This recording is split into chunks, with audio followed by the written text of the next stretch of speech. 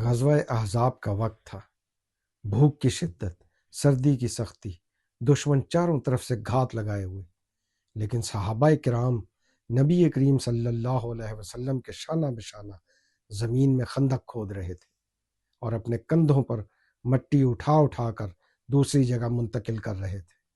انصار و مہاجرین نے سخت محنت، قربانی اور صبر کے ساتھ محض خدا کی رضا کی خاطر دنیاوی تکالیف برداشت کیں، کیونکہ ان کی نظر دنیا کی عارضی زندگی پر نہیں بلکہ آخرت کی دائمی زندگی پر تھی۔ بس اگر ہم بھی چاہتے ہیں کہ اللہ تعالیٰ کی رضا کی صورت میں آخرت کی اصل کامیابی حاصل کریں تو ہمیں بھی صحابہ کرام کی طرح صبر، قربانی اور استقامت اختیار کرنی چاہیے۔ دنیا کی مشکلات پر صبر کرتے ہوئے اپنی نظر آخرت پر رکھیں، کیونکہ ارشاد نبوی صلی اللہ علیہ وسلم ہے کہ اصل زندگی تو آخرت کی زندگی ہے۔